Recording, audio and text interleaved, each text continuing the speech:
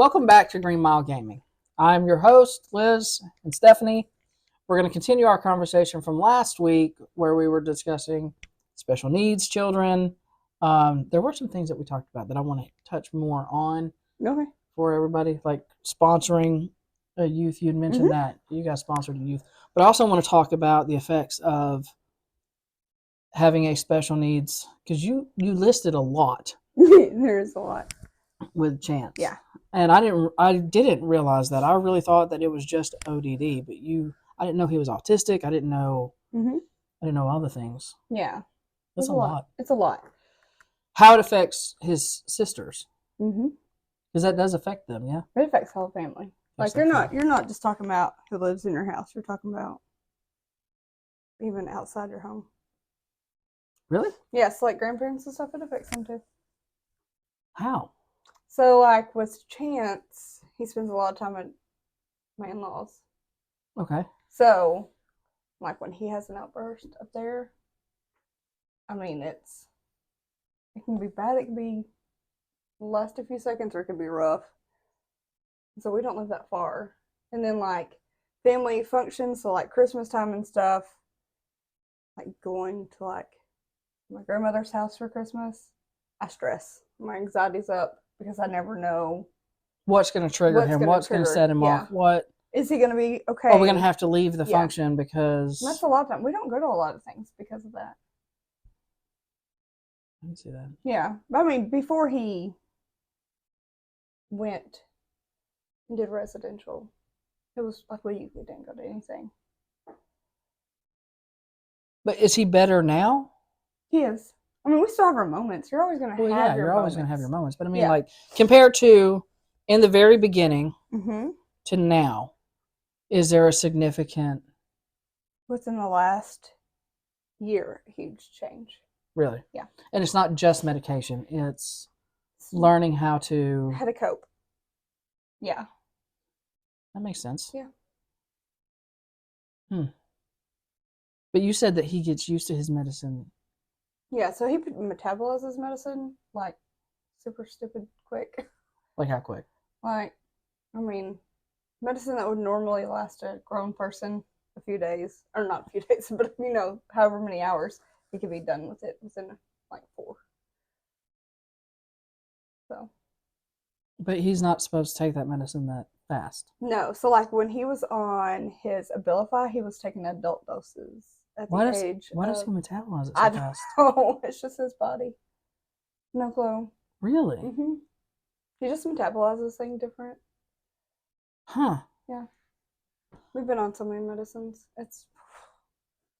But he doesn't just metabolize it fast. His body gets used to it fast. It does. Yeah. Like his body adapts quickly to his medicine. Yes, and so like we just did a medicine updose. Really? He's been on since about March, and we just had to up it. Okay. Now, how does this affect his sisters? Because he has older sisters. He does. Yeah, he's got 2. That one of them I know is really big into softball. Yeah, they both are. Okay. Yeah. Oh, it's fun. And that's the other thing. Because that requires a lot of attention too. It does. Like there are parents that do travel ball. Yeah. You're one of them. That's me. And ooh, that's so expensive. I have no idea. Yeah. Oh my God, it's so expensive. I don't know how you do it. I don't either. I just do it. I don't know how you do it with Chance, who requires so much attention and so much energy and just... We do have great support. I mean, we do have a great support team. So, like, my in-laws watch him while I go do ball things if Jason's not home. So what if somebody doesn't have that? Find a support system? Are there groups? There are groups, yeah, for sure. There's Facebook groups. There's all kinds of things. Do you know of any? Yeah, actually I do. Okay, we'll do it later. Yeah. I do know it. But there are some Facebook groups. We're gonna link stuff in. Yes. We're gonna link resources in for anybody watching that is like, oh my gosh, that would help me. Yeah, there's some support groups like on Facebook. I know I'm part of like 1 or 2. Just getting with other parents in your area that are kind of going through the same thing, that helps. I know there's So basically, if somebody doesn't have in-laws, if you don't have a family system or unit that you can that can help, you need to essentially build your team. Yeah. Oh yeah. And there for are sure. people out there that Oh, you there can are, build yeah. your team with. Yeah, for sure. So, Because like, and it's not. It didn't even have to be somebody that has a special needs child. no, it could just be Because somebody there are nurses and there are yeah. there are other people out there that are like, yes, we will help you. And they will. Do you know of nurses like that? Did they say stuff to you? Like, I'm just curious. Like, does anybody, like, when you're in the, because there was a whole situation where Chance had to be strapped down. There was a lot. Did any of these people reach out to you and say, look, this is a lot. Do you have a good support system?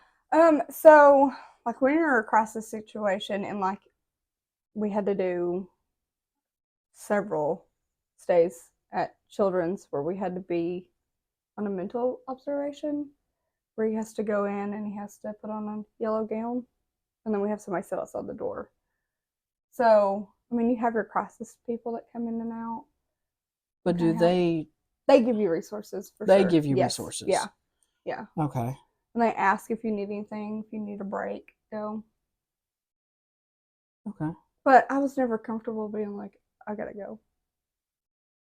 Just because I know my kid. And I was afraid. I mean, there's always that fear, like, I mean, people are going to offer you help, but you're so scared of what could possibly happen that sometimes you just don't. What could possibly happen that did happen? Yeah. Like, you can't. Because Chance was abused. And yeah, so, like, and, like, but even, like, the fear of leaving him with somebody and what would he do to that person? There's always that fear of what if he hurts somebody? Because, I mean, he's never hurt a kid. He's hurt adults.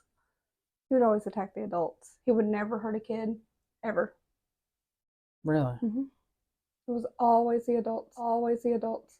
If you know of any resources, link them or comment on our stuff. We appreciate the feedback, and we'll try and include a lot of that stuff in, because I'm sure there's things that we don't even know about. Oh, absolutely. I'm sure there's stuff you don't even know about. Oh, yeah. And I've been doing I know there's stuff I don't know about. I've been doing research on this since Chance was 2. So, and I have a great support team. Like, right. One of my best friends, she would message me at like 1 o'clock in the morning. Hey, I found this article. Did you read it? Oh my God. Yeah, because we're constantly right on our brains trying to figure out what to do. Because she was also his teacher. Oh yeah. So nice. So okay, so you said that there is that fear and that worry. Do you get it from other parents? Because he's in school now. He's in school now, yeah. So when other parents find out that he has all these issues, do you see what I'm saying? Yeah. So when he first started kindergarten, because I mean we did Head Start. He was in preschool, and then he came straight to Head Start with me. And then so all the parents knew me, so I could just be like, hey, he's diagnosed with this, so if your kid comes home, blah, blah, blah, blah, blah. But when he got to kindergarten, I told the teacher, hey, I'm going to type out a letter, so if any parent ever has any questions, just hand them the letter, and they can contact me and ask me any questions they have. Did that work? And nobody ever really contacted me, so, I mean, everybody pretty much, small town, everybody knows. Yeah. So, I mean, but, like, even out in public, you get, when there was issues, like I had a lady say something to me one time, and I was like, I'm going to stop you right there. He has this, this, and this. I'm going to stop you right there. Let me educate you for a second. It's been a typical child. Right. It's not a typical child. No. It's not a child. And we talked about that last time, that there are people that think that he just needs discipline. Yeah. And that's not the case. No, because sometimes discipline from him is a trigger for some reason. I mean, gee, Stephanie, weird. I wonder, why do you think that is? He got authority. He did. But I mean, he doesn't, I mean, and you never know with him, like, is it going to be a good day? It's going to be a bad day. The weather's changed. How's he going to act it? So, okay, so is it more of like a he he has an idea of how things are going to go. And if they don't go that way, he doesn't necessarily have to have an idea. Like, it could just flip. So, like, when he was in Head Start, he would come in and see the water table wasn't green, it was blue, and lose his shinolies over that's it. what I'm saying. Like, so he, in his mind, he had a blue. Yeah, kind of. I mean, but then the next day you put green on the table and he could give 2 cups less. And you're like, okay. I mean, there's a lot of times we had to like tiptoe walk around them, and it's not fair to everybody else. But so how did that affect his sisters? so I think we were about to get into yeah, that we more. were. So my oldest one, I mean, she handles it well. She does. She, like, that's kind of his person sometimes. Really? Not all the time. Sometimes. Well, But she's so- more understanding. And she's also how much older than him? So she's 16, 11. So there's a good 5 year. Mhm.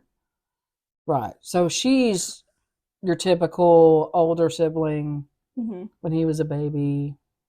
Like, Helped out, yeah. yeah. Yeah. And So- then when the behavior started, my 13-year-old struggled.